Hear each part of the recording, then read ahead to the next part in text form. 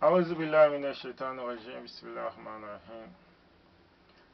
vidéo est une vidéo réponse à ta vidéo intitulée Les œuvres de Mohammed, peace be upon him, dans lesquelles tu le présentes essentiellement comme un criminel, un barbare,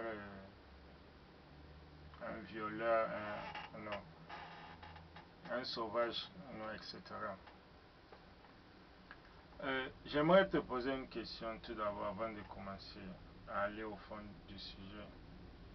Je voulais te demander, en tant que chrétien, est-ce qu'il est moralement défendable de mentir pour défendre la vérité?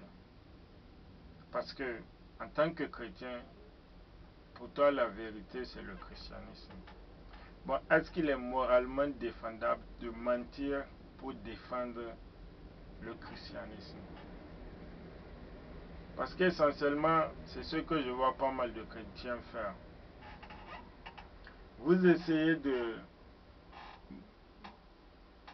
diaboliser l'islam pour promouvoir le christianisme. Donc pour cela, vous faites recours à des méthodes trompeuses. Il vous arrive très souvent de mentir. Souvent, vous faites les deux poids, deux mesures, uniquement pour promouvoir le christianisme. Donc, c'est ça d'abord ma première question.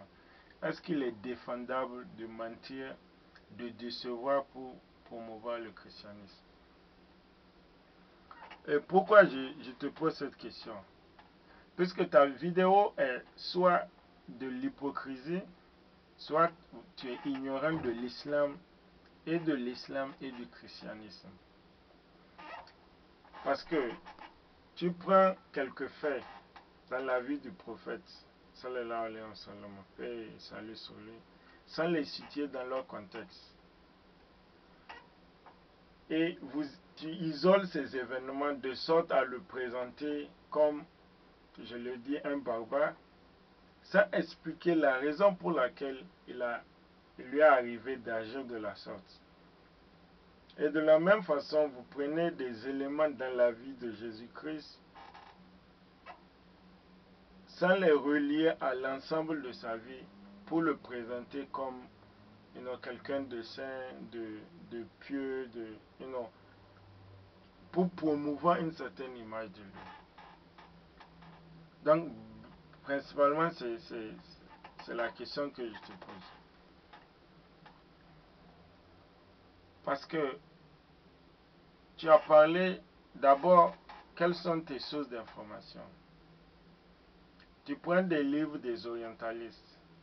Maintenant, je te demande, est-ce que tu trouves que c'est normal d'aller chez des chrétiens ou chez des orientalistes ou chez des athées pour apprendre de l'islam? Est-ce que toi, en tant que chrétien, tu vas venir chez un musulman pour apprendre de l'islam? Ou est-ce que tu vas aller chez un bouddhiste pour apprendre de l'hindouisme? Tu ne le feras jamais. Mais présentement, c'est ce que vous faites avec l'islam. Tu prends des livres parce qu'ils sont publiés au Pakistan. Tu dis que, ok, donc, sachant bien que c'est un orientaliste qui a écrit ce livre, déjà anti-islam,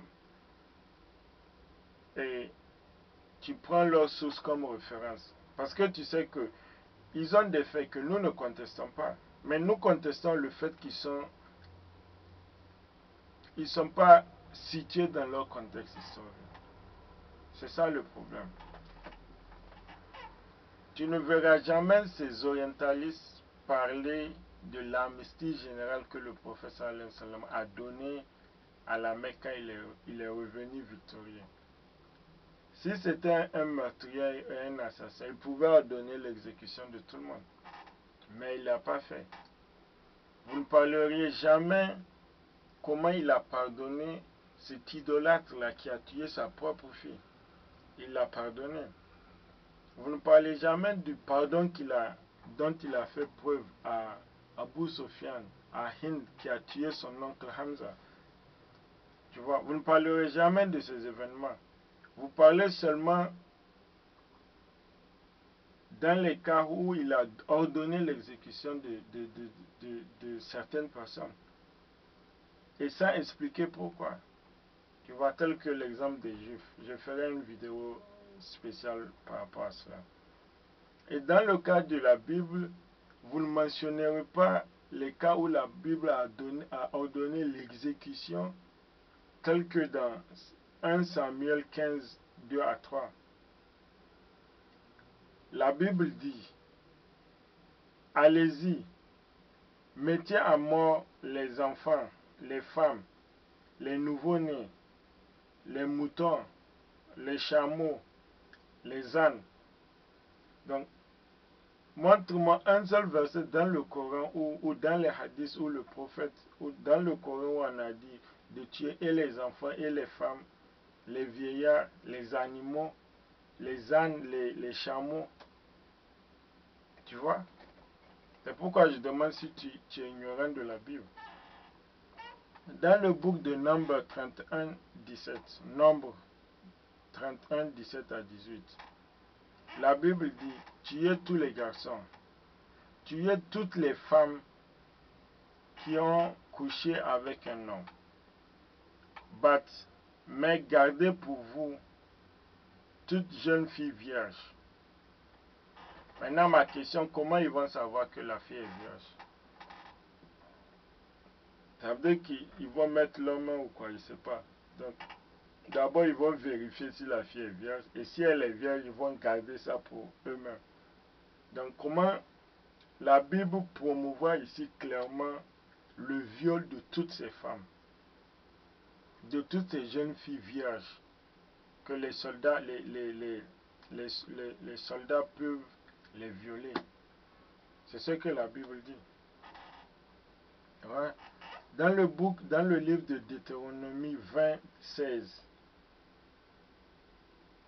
on dit, ne laissez rien qui peut respirer à vie. Donc, que ce soit les animaux, je crois même les arbres sont inclus ici, puisqu'ils disent tout ce qui peut respirer, de le mettre à mort. Ça, c'est dans le bouc de Deutéronomie 26. Encore une fois, prouve-moi dans le Coran où il y a un verset comme ça, ou même dans un hadith. Donc, on voit la Bible promouvoir carrément le terrorisme ici. Ça, c'est un acte terroriste. Maintenant, qu'est-ce que Jésus lui-même a dit? Je vais voir. Je vais prendre la référence ici. Dans le bouc de Matthieu, Matthieu 10, 34, Jésus dit, je ne suis pas venu amener la paix, mais l'épée. Car je suis venu tourner un père contre son fils, une fille contre sa mère. Dans Luc 12, 49, Jésus dit, je suis venu amener le feu sur la terre, et je veux qu'elle s'enflamme. Dans Luc 14, 26, Jésus dit, toute personne qui ne déteste pas son père et sa mère, il a bien dit détester, qui ne déteste pas son père et sa mère, sa femme et ses enfants, ses frères et ses sœurs, oui, oui, même lui-même, sa propre vie, il ne peut pas être mon disciple.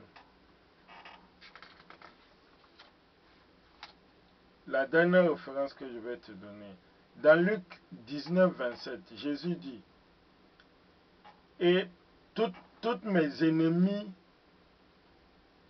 qui refusent à ce que je devienne un roi sur eux et que je règne sur eux, amenez-les devant moi et tuez-les. Je précise, Luc 19, 27. Toutes mes ennemis qui ne veulent pas que je sois un roi sur eux, amenez-les devant moi et tuez-les. Ok. Pourquoi vous ne parlez jamais de ces versets? Tu vois, vous prenez des versets pour montrer Jésus comme